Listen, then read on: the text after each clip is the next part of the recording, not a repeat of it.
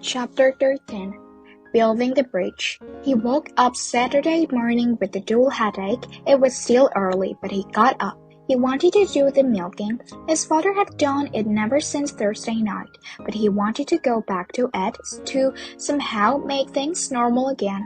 He shot Petey in the shed, and the dog's whimpering reminded him of May Valley and made his headache worse, but he couldn't have Petey yapping at Miss Bessie while he tried to milk. No one was awake when he brought the milk in to put it away, so he poured it a warm glass for himself and got a couple of pieces of light bread. He wanted his pains back, and he decided to go down and see if he could find them. He let Petey out of the shed and gave the dug a half piece of bread. It was a beautiful spring morning. Early wild flowers were dotting the deep green of the fields, and the sky was clean and blue. The creek had fallen with below the bank, and seemed less terrifying than before. A large branch was washed up into the bank, and he holded it up to the narrowest place and laid it bank to bank. He stepped on it, and it seemed firm, so he crossed on it, foot over foot, to the other side, grabbing the smaller branches which grew out from the main one toward the upside bank to keep his balance. There was no sign of his pains. He landed slenderly upstream from Terabithia, if it was still Terabithia. If it could be entered across a branch instead of swung into Petey was left crying piteously on the other side. Then the dog took courage and paddled it across the stream. The current carried him past Jess, but he made it safely to the bank and ran back, shaking red drops of cold water on Jess. They went into the castle stronghold. It was dark and damp, but there was no evidence there to suggest that the queen had died it. He felt the need to do something fitting, but Leslie was not here to tell him what it was. The anger which he posted him yesterday flared up again. Leslie, I'm just a dumb dodo, and you know it. What am I supposed to do? The coldness inside of him had moved upward into his throat, constricting it. He swallowed it several times. It occurred to him that he probably had cancer of the throat. Wasn't that one of the 7 deadly signs? Difficulty in swallowing. He began to sweat. He didn't want to die, Lord. He was just 10 years old. He had hardly begun to live. Leslie, were you scared? Did you know you were dying? Were you scared like me? A picture of Leslie being sucked into the cold water flashed across his brain. Come on, Prince Terran, he said quite loudly. We must make a funeral worth for the queen. He sat in the clear space between the bank and the first line of trees and bent a pine bough into a circle, tying it with a piece of wet string from the castle, and because it looked cold and green, he picked spring beauties from the forest floor and wove them among the nettles. He put it down in front of him. A cardinal flew down to the bank, cocked its brilliant head, and seemed to stare at the word Petey, let out a growl which sounded more like a purr. Jess put his hand on the dog to quiet him. The bird hopped about a moment more, then flew leisurely away. Its sign from the spirits, just and quietly, we made a worthy offering. He walked it slowly as part of a great procession, though only the puppy could be seen. Slowly forward, carrying the queen's bird to the skirted grove, he forced himself deep into the dark center of the grove and, kneeling, laid the bird up in the thick carpet of golden ears. Farther into the hands I commend her spirit. He knew Leslie would have liked these words, They had the ring of the skirted grove in them. The solemn procession owed its way through the skirted grove homeward to the castle. Like a single bird across a storm-cloud sky, a tiny piece winged its way through the chorals inside his body. "Help, Jess, help me!" A scream shattered the quietness. Jess raced to the sound of Maybelle's cry. She had gotten halfway across on the tree branch and now stood there grabbing the upper branches, terrified to move either forward or backward. "Okay, Maybelle." The words came out more steadily than he felt. "Just hold still, I'll get you." He was not sure the branch would hold the weight of them both. He looked down at the water. It was low enough for him to walk across, but still swift. Suppose it ripped him of his feet. He decided for the branch. He unfolded out on it until he was close enough to touch her. He'd have to get her back to the home side of the creek. "Okay," he said. "Now back up." "I can't. I'm right here, Maybelle. You think I'm gonna let you fall? Here." He put out his right hand. "Hold on to me and slide sideways on the thing."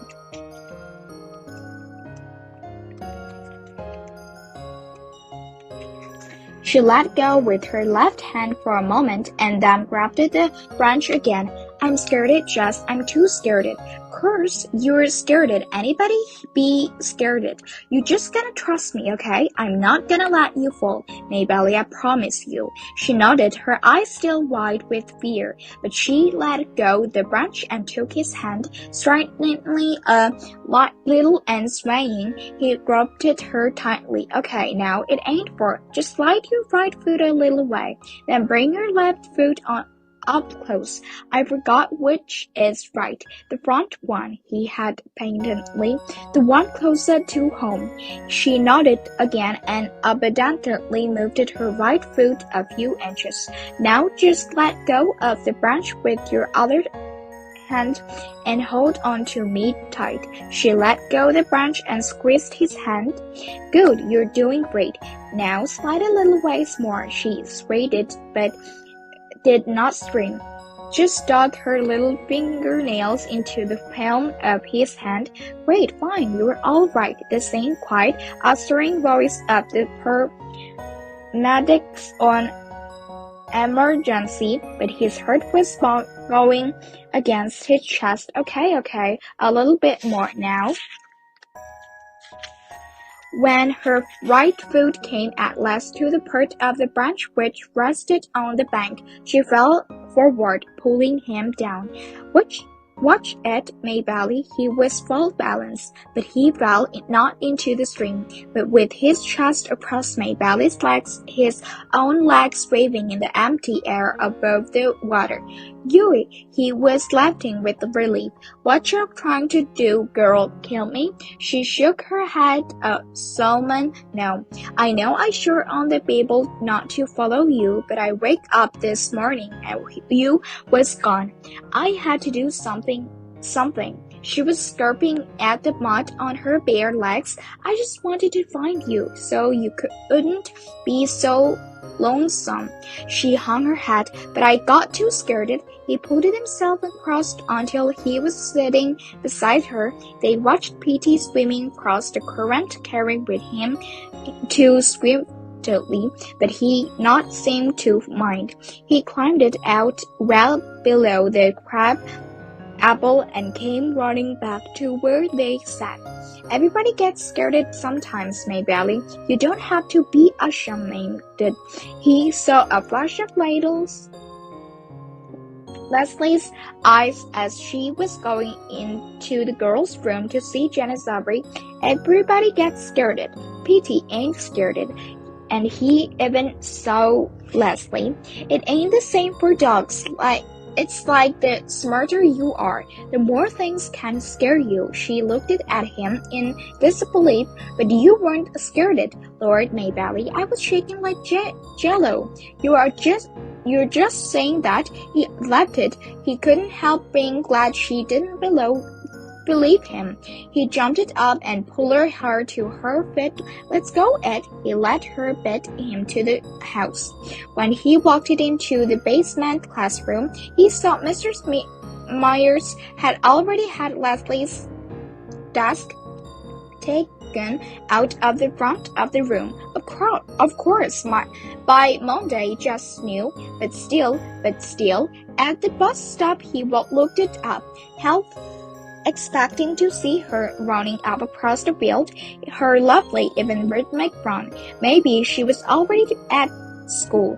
Bill and dropped her off as he did some days when she was late for the bus. But then, when Jess came into the room, her desk was no longer there. Why were they all in such a rush to be rid of her? He put his head down on his own desk, his old body heavy and cold. He never heard the sounds of the whispers, but not the words. But not he wanted to hear the words. He was suddenly ashamed that he thought he might be regarded with respect by the others, trying to profit for himself from Leslie's death. I wanted to be the best, the fashionist runner in the school, and now I am, Lord. He made himself sick. He didn't care what the others said or what they thought, just as long as left him alone, just so long as he didn't have to talk to them or meet their stares. Justice. Mr. Myers broke the command to stand for the allegiance. He didn't move. Whether he could or wouldn't, he didn't really care. What could she do to him after all? Jess Owens, will you step out into the hall, please? He raised leaden body and stumbled out of the room. He thought he had Gary Fletcher giggle, but he couldn't be sure. He leaned against the wall and waited for Monster Mouth Myers to finish singing. Oh, say, can you say? And enjoy him. He could hear her giving the class some sort of assignment in arithmetic before she came out and quietly closed the door behind her. Okay, sure, I don't care. She came over so close to him that he could smell her dime store powder. Jess, her voice was softer and he had never heard it, but he didn't answer. Let her yell. He was used to them. Jessie, she repeated, I just want to give you my signs sympathy. The words were like a hallmark card, but the tone was new to him. He looked up into her face. Despite himself, behind her turned-up glass, Mr. Myers' narrow eyes were full of tears. For a minute, he thought he might carry himself hurt, and Mr. Myers standing in the basement halfway, crying over Leslie Burke. It was so weird he almost laughed instead. When my husband died, Jess could hardly imagine Mr. Myers ever having a husband. People kept telling me not to cry, kept trying to make me forget Mr. Myers' loving Maureen. How could I picture it? But I didn't want to forget. She took her head kerchief from her sleeve and below her nose. Excuse me, she said. This morning when I came in, someone had already taken out her desk. She stopped it and blew her nose again. I never had such a student. In all my years of teaching, I shall always be grateful. He wanted to comfort her. He wanted to unsay all the things he had said about her, even unsay the things Leslie had said. Lord, don't let her ever find out. So I realize if it's hard for me, but how much harder it must be for you. Let's try to help each other, shall we? Yes'm, I couldn't think of anything else to say. Maybe someday when he was grown, he would write her a letter and tell her that Leslie Burke had thought she was a great teacher or something. Leslie wouldn't mind. Sometimes, like the Barbie doll, you need to give people something that's for them, not just something that makes you feel good giving it, because Mr. Myers had helped him already by understanding that he would never forget Leslie. He thought about it all day. How before Leslie came, he had been a nothing, a stupid, weird little kid who drew funny pictures, had chased around a cow field trying to act big, trying to hide a whole mob of foolish little bears roared inside his gut. It was Leslie who had taken him from the cow-pitchers into Terabithia and turned him into a king. He had thought that was it. Wasn't king the best you could be? Not now. It occurred to him that perhaps Terabithia was like a castle where you came to be knighted. After you stayed for a while and grew strong, you had to move on. Or hadn't Leslie, even Terabithia, tried to push back the walls of his mind and make him see beyond to shining world, huge and terrible and beautiful, very fragile, handle with care everything, even the predators. Now it was time for him to move out. She wasn't there, so he must go for both of them. It was up to him to pay back to the world in beauty and caring that Leslie had loaned him in vision and strength. As for the terrors ahead, for he had not fooled himself, the days were all behind him. Well, you just have to stand up to your fear and not let it squeeze you right, Leslie? Right. Bill and Judy came back from Pennsylvania a Wednesday with the U-Haul truck. No one never stayed long in the old Perkins place. We came to the country for her sake. Now that she's gone, they gave Jess all of Leslie's books and her paint set with 3 pads of real watercolor paper.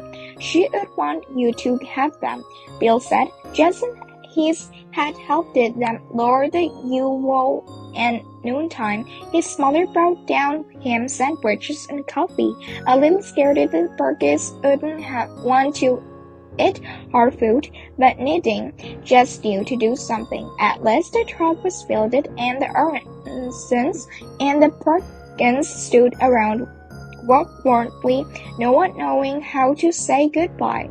Well, Bill said, if there's nothing we've left that you won't, please help yourself. Could I have some of the lumber on the back porch? Jess asked it. Yes, of course, nothing you see. Bill hesitated, then continued. I meant to give you pity, he said, but he looked at Jess, and his eyes were those of a pleading little boy. But I can't seem to give him up. It's okay, Leslie. I'd want you to keep him. The next day after school, Jess ran down and got the lumber he needed. Carrying it a couple of birds at a time to creek bank, he put the 2 longest pieces across at the narrow place upstream from the crab apple tree. And when he was sure that they were as firm and even as he could make them, he began to nail on the cross pieces. What you doing, Jess? Maybelle had followed him down again, as he had guessed she might. It's a secret, Maybelle. Tell me when I finish, okay? I swear on the Bible I won't tell nobody. Not Billie Jean, not Johnson, not Mama. She was stroking her head back and forth in solemn emphasis.